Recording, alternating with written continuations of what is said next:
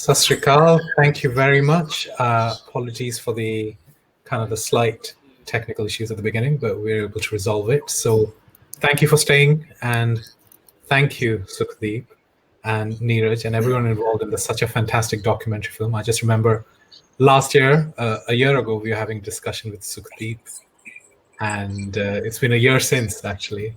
But thank you for everyone for joining us. So I'll tell you how to take part in this panel event. You're joining on many platforms, and there are always on all the platforms, there's options for you to leave a comment. And those comments we'll ask as questions, because there are multiple platforms this documentary is screening on. And as far as I was advised the last time, we had over 86 people. In fact, that would have gone up even more across all the three platforms. But thank you. I have a few questions, which I'll start. But before I start, Sukhdeep, I'd like you to introduce yourself again for the benefit of everyone who's not taken part, and then I'll ask Neeraj to introduce themselves, and I'll start this discussion. But in the meantime, message to everyone, keep your questions and comments coming in because I can see them all. So Sukhdeep, over to you. Thank you, Dharam, and I would again like to thank all of the organizers, especially South Asian Heritage Month, Sarbat, and Lotus Visual Productions, who made this screening possible. So thank you very much for that. And yeah, so I'm the director of the movie Sarbat Bande. This is my first documentary. I am also the founder and editor of Gaylaxy magazine, which is the LGBTQ magazine from India. Along with that, I also work as a software professional. So yeah, that's about it. About me. Over to you.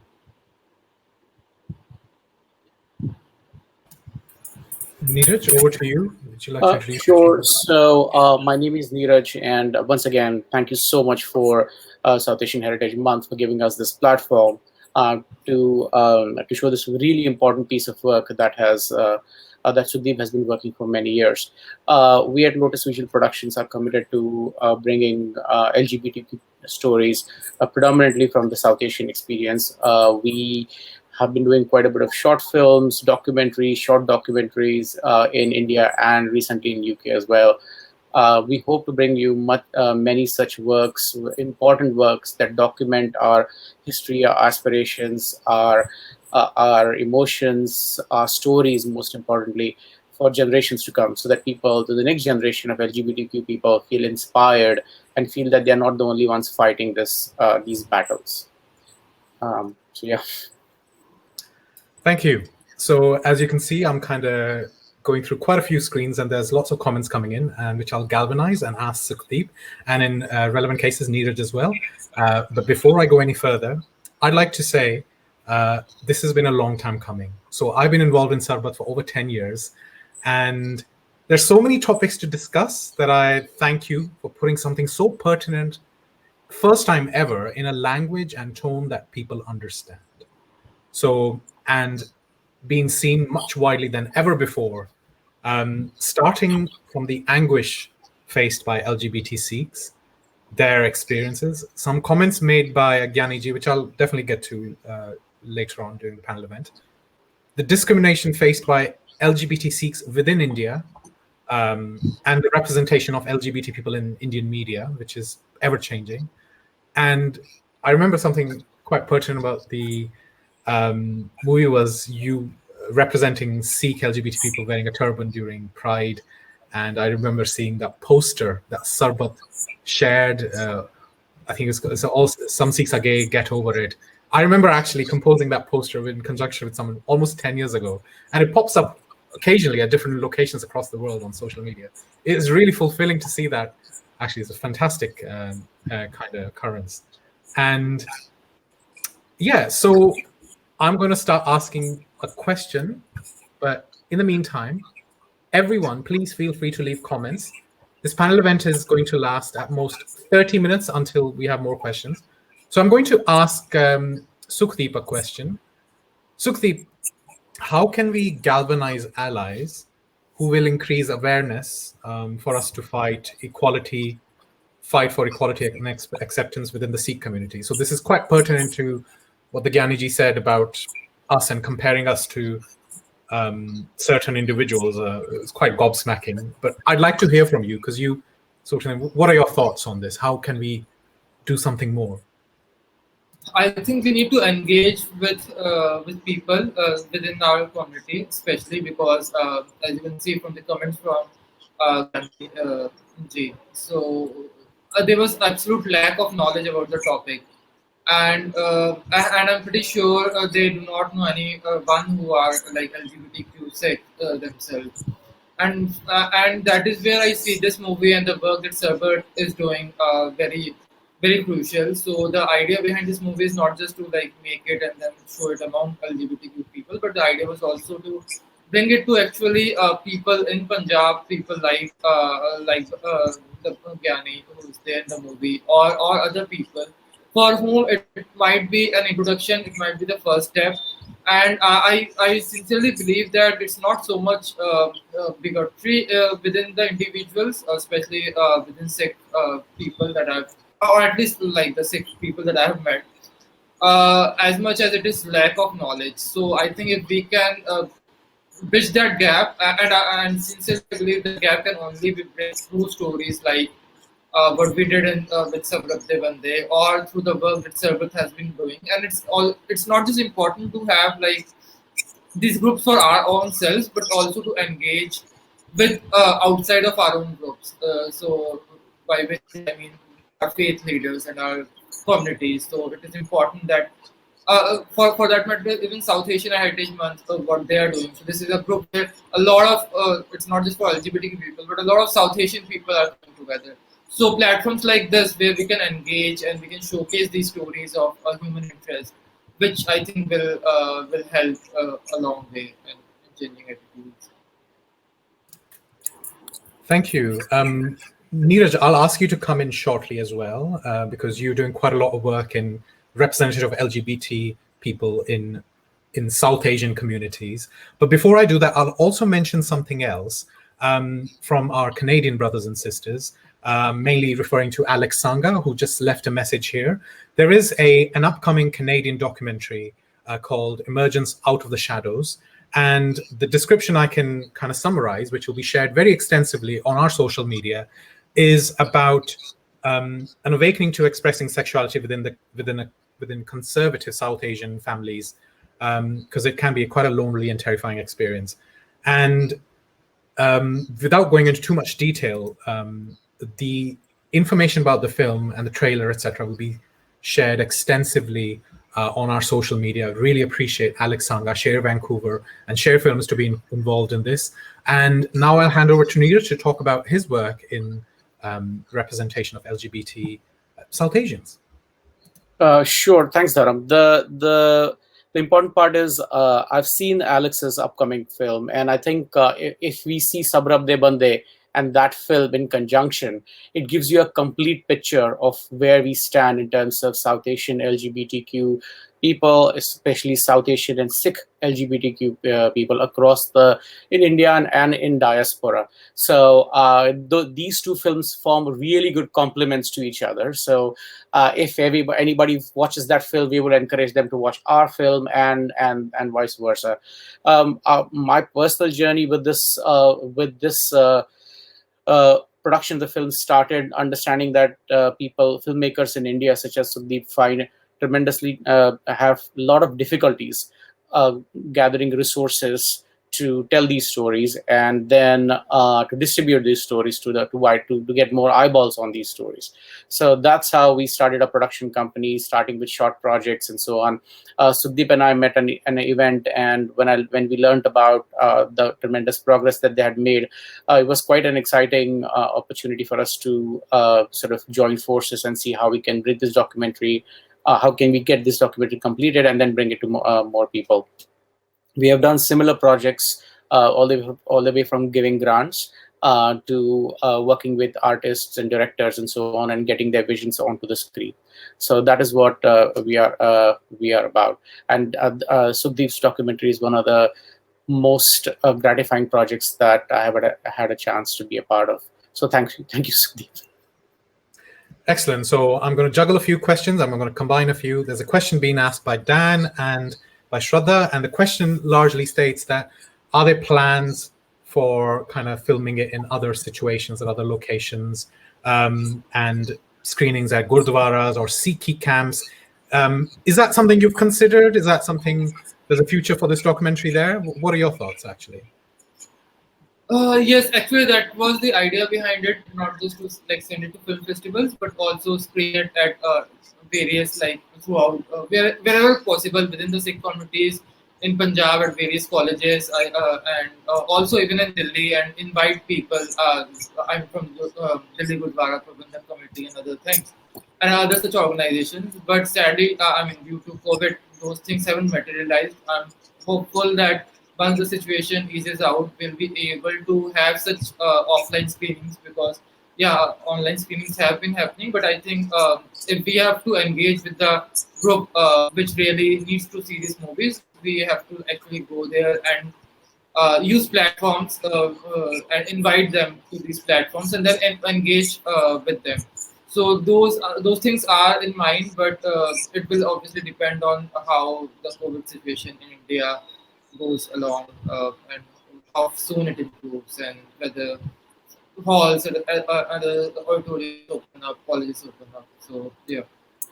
To Sudeep's response, I would add that if you viewers know of any opportunities where we can screen these films, especially in your communities, even to your families, to the gurudwaras and so on, whichever part of world you are, please let us know. We'll be happy to make that happen, arrange that for you, so that the right conversations start to happen. This is COVID has been a huge challenge. Film festivals, much as they would like to screen our films, they are more keen on having a different kind of conversations. So not very many film festivals have been able to program us for a whole host of reasons. But that doesn't mean that we cannot host private screenings. So yes, we are open. Please reach out to us, to me or Sudeep or even Sarbat team. Thank you. Excellent. Now there are lots of questions coming in, and I'm going to have to combine a few. So Ranjit asks, it can't have been any easy making such a film, or even before that, but please share some of the challenges you encountered in making this film and how you overcame these challenges. So, like apart from the resources part, I think the biggest challenge was finding people in India, especially like who come forward to share their stories. So even when I would tell them that, I mean, we would hide your identity, we would make sure nothing is revealed, like any, no one was willing to basically come and share their stories on camera.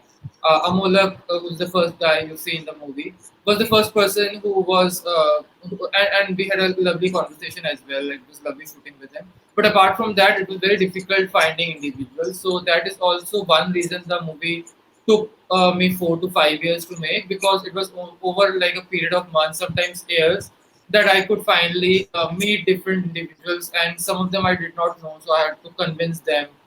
And in fact, Puneet, just when the movie was almost done, I mean, she went through another, what should I say? Yeah, had a panic attack or whatever, and she was like, "Please, can you chop off my part?" And then I had to again talk with her, see what is it that was affecting her, and then make sure that her concerns were kind of attended to.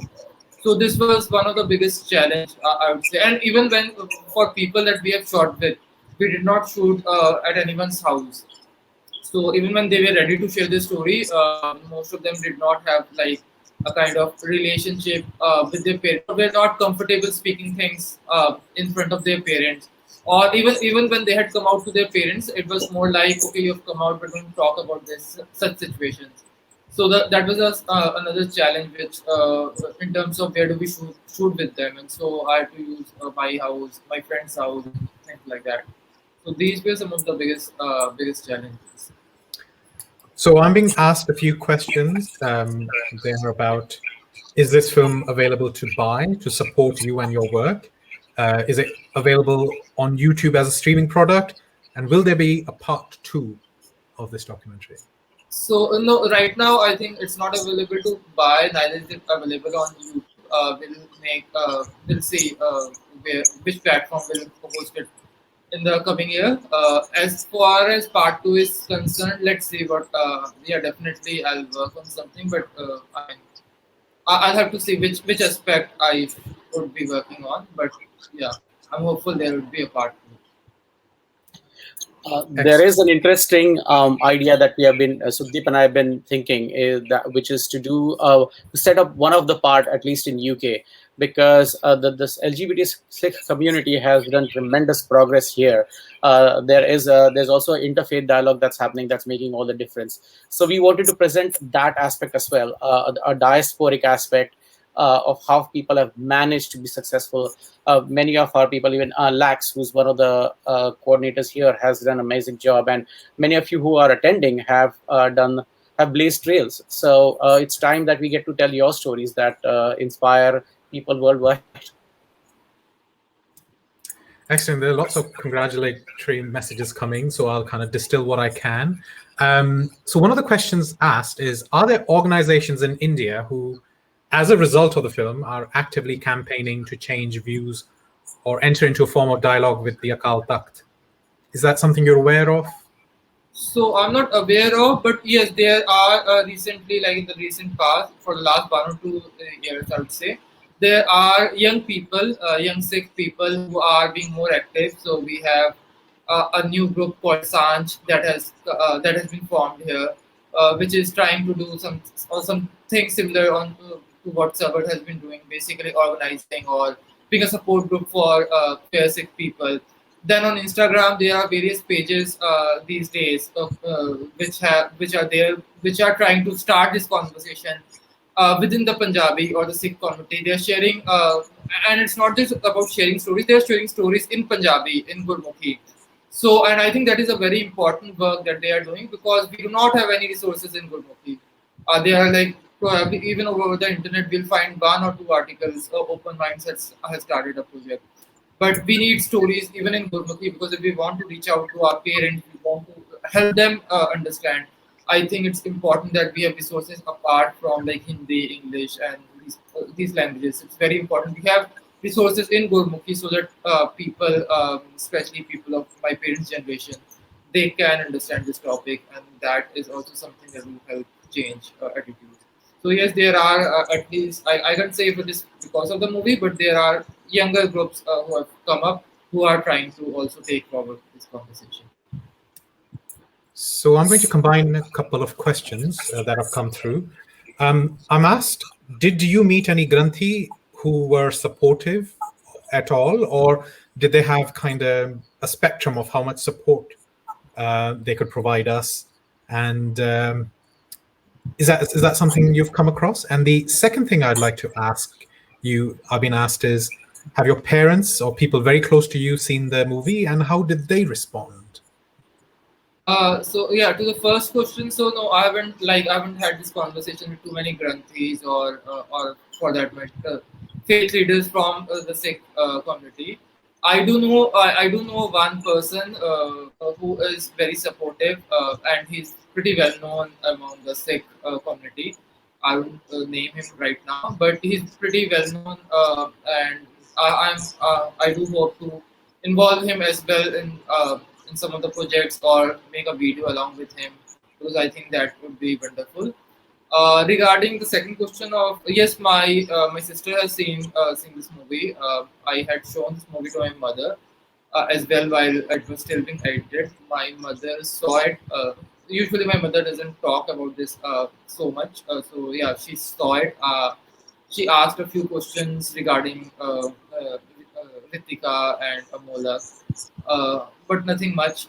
As I mentioned, it's like she didn't talk about this topic. My sister has seen it. She is very supportive, and yeah, so she congratulated me.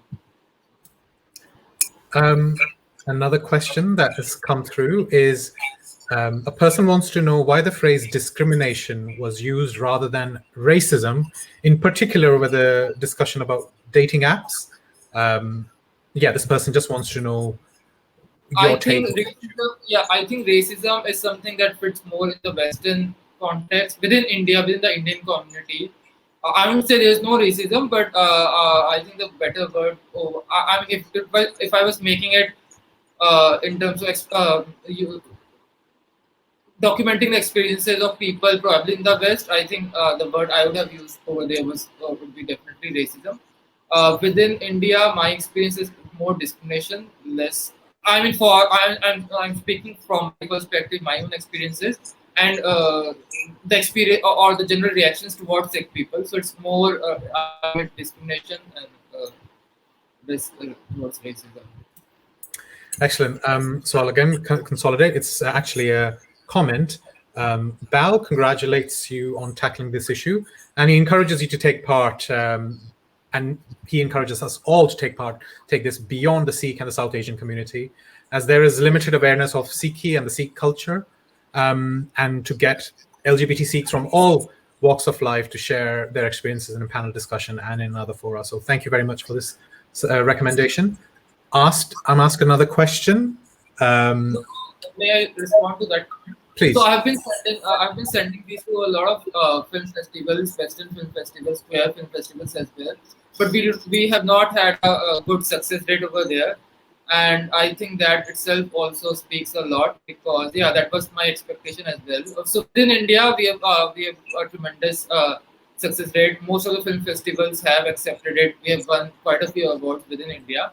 But when it comes to Western film festivals, the response has not been that great, and that's also something that I kind of expected.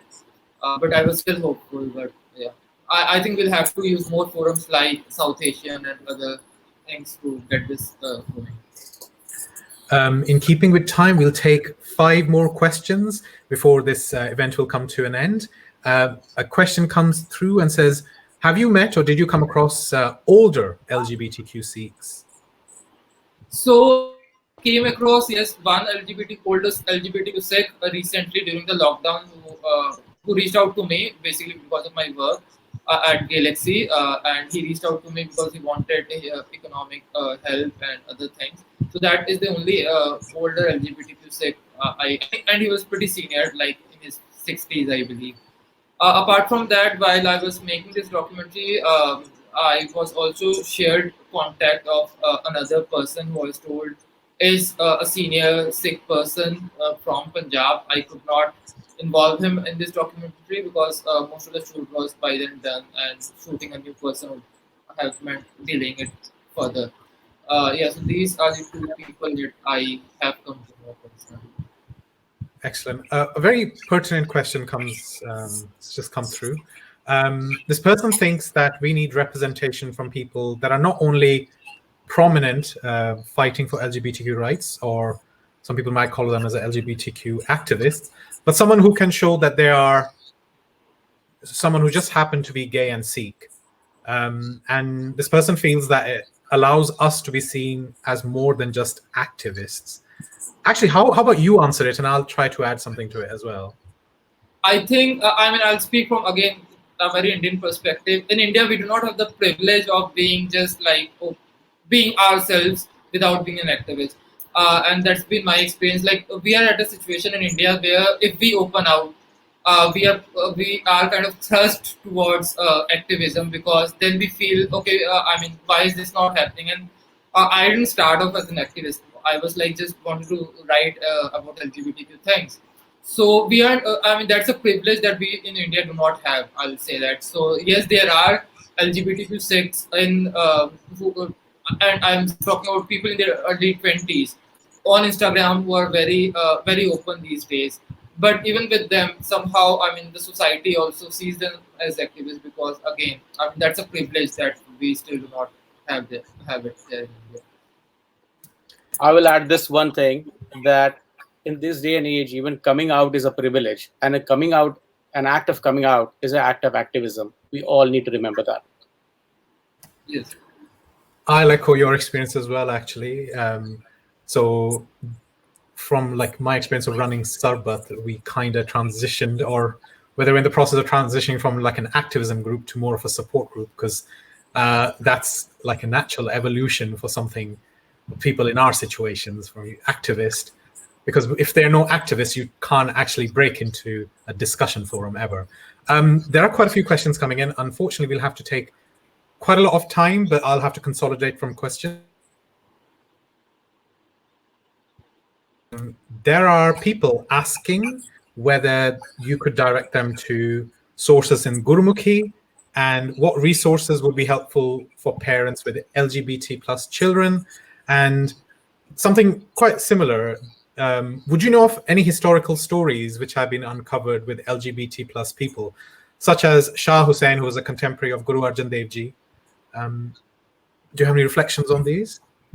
No, I am personally not aware apart from the work that Sarbat has done, and Sarbat has been actually my source in the younger days as well of knowledge about around Sikhi and homosexuality. So I think, as I stressed earlier, we need more people, we need more organizations working in this field. That's the only way I see it. Thank you very much. I think we'll just start some final reflections. There are lots of questions coming in, but we have to keep in time. I just want to say something, actually. I thank you. This is a fantastic moment for LGBT Sikhs, not only LGBT Sikhs, LGBT people of all faith or no faith, everywhere across the world. There's something else that was quite pertinent during the film. And it was the distinction that I've always hesitated in making. Oh, we're not Muslims, actually, because this is a discussion that's always talked about. You talked about after 9/11, there's been quite a few moments of Islamophobia in which Sikhs were unfairly targeted. The more I think about this, we can't let our Muslim brothers and sisters under the bus. So we have to be very careful when we talk about these things, saying we can't deflect anything because we are about equality. So it'll be very unfair for us to make judgments. There was a very interesting article made by Simranjeet Singh, why we shouldn't throw our Muslims brother and sister under the bus. And this whole discussion about deflecting is something quite pertinent. I'll urge you all to have a look at it, and I'll share it on Twitter, on Sarbat Twitter. In the meantime, Sukhdeep, would you have any final reflections before we close our event?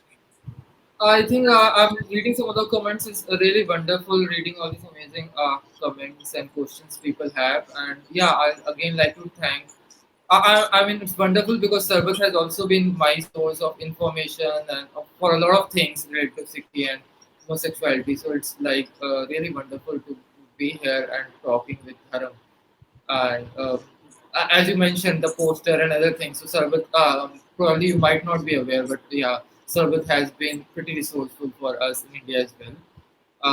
And yeah, thank you again, everyone. And as Neeraj pointed out, if you would like to have these screenings either in private or in communities, do reach out to us. And yeah, thank you to South Asian Heritage Month. Thank you, everyone. It was lovely to have you all. Sure. This is the thing I'm going to say. Sarbat Bande has an IMDb page. If you have loved this film, please go and like us on that IMDb page. Leave us a review so that more people are incentivized to program this film. The film goes further. There are more eyeballs. More people see it. More people get inspired by it. So that's our request to you. Also wanted to thank GIN, which is Gay Indian Network, who have partnered with us in this event. Of course, with Sarbat and South Asian Heritage Month and Gaylaxy magazine. This collaborations work. We all need to cooperate because we have a long way to go. All of us play a small part in the collective struggle. So let's just keep collaborating. Let's just keep lifting each other. That's all I would wish from this session. Excellent, thank you. My final comment would be we'd encourage all our brothers and sisters from across the world, from across the English-speaking world, in North America as well. We have luckily got a very helpful message from Alex Sanga in Vancouver that they can approach some people for discussing a screening somewhere in Canada. And there's lots of thank you, congratulatory message, which are very well deserved. And thank you very much, Sukhdeep. I'll just ask you all to join our newsletter. And as Neeraj mentioned, please go to the IMDb page for Sarbat Bande and leave reviews. That is the best way to get exposure to this fantastic film. And it is just the beginning. And finally, thank you very much for South Asian History Month for giving us the biggest collab event that Sarbat has ever experienced. There's still comments coming in. I'm sorry I won't be able to ask all your questions, but thank you very much and Sat Sri Akal. Finally, I know we're not done yet. There's something that's discussed in the film that Amolak discusses, and they say that Aval Allah noor upaya kudrat de sab bande, ek noor de sab jag upjaya kaun bhale kaun mande. What it means is the entire humanity originated from the same divine light. So how can there be divisions of good or bad or lower or higher amongst their creatures? So thank you very much, Sat Sri Akal. We'll be closing the show, and join our newsletter, and we'll be sharing all the information that we've discussed as much as we can during on our social media. Please join our newsletter, and thank you very much to all of you for taking part. Sat Sri Akal.